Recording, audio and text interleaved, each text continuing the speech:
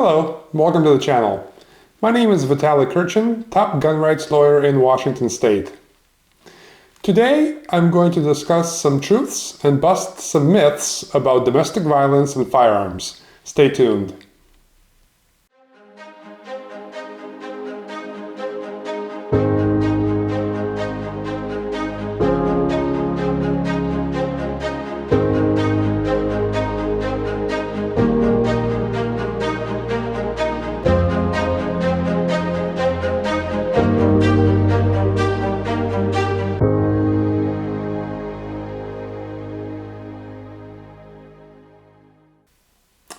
I wanted to make this video because I'm always hearing a bunch of random stuff about domestic violence and firearms, and most of it is pure nonsense.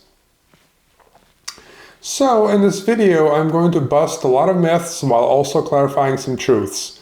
This topic can be rife with misinformation, and it's important to choose your sources of information carefully.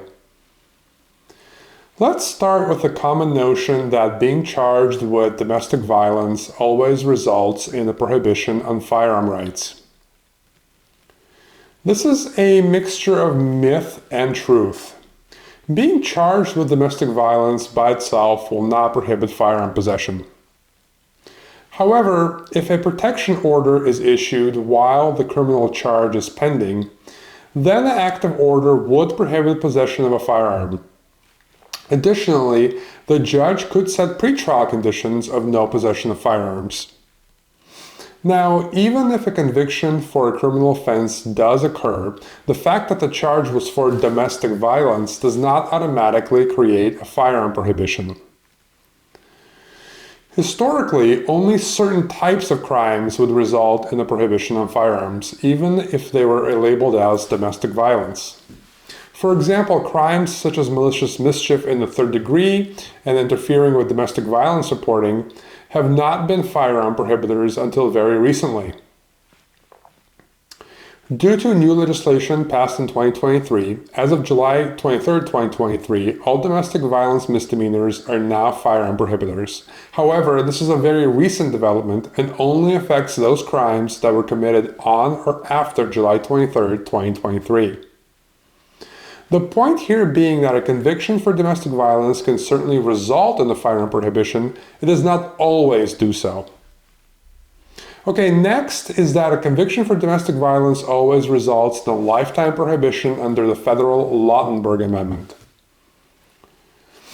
This is a myth. The lifetime prohibition under the federal Lautenberg Amendment can certainly be a consequence of a domestic violence conviction, but that is not always the case. The underlying conviction must be closely analyzed to determine if it meets the force test and the relationship test. The Lautenberg Amendment was amended as part of the bipartisan Safer Communities Act of 2022, which closed the boyfriend loophole and complicates matters even more. I'm not going to get into an in-depth explanation of these concepts in this video because they can get complicated, but I may make another video in the future on that topic. Now, the absolute most important thing to know is that the Lautenberg Amendment categorically does not apply to domestic violence convictions that occur in Washington State. There is a loophole in Washington State law that prevents the Lautenberg Amendment from applying.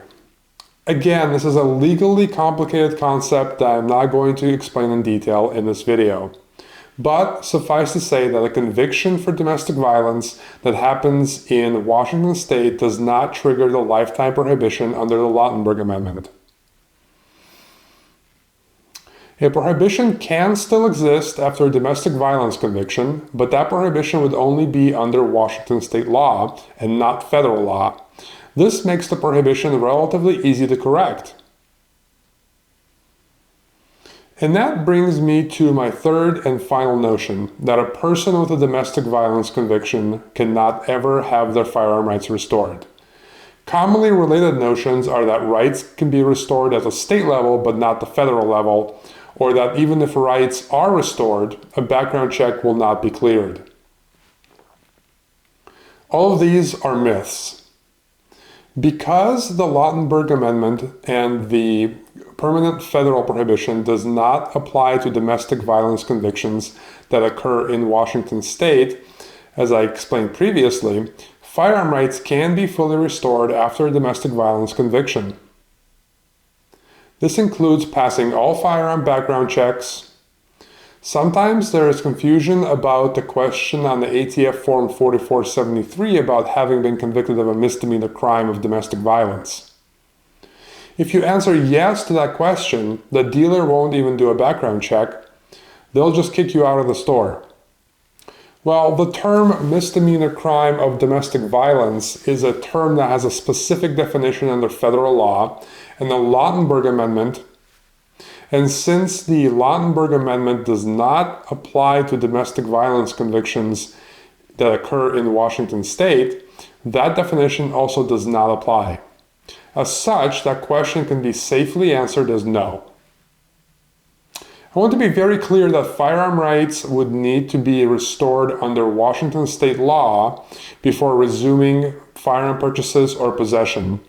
I also want to be clear that the information presented here is generalized and is not individualized to anyone's unique circumstances.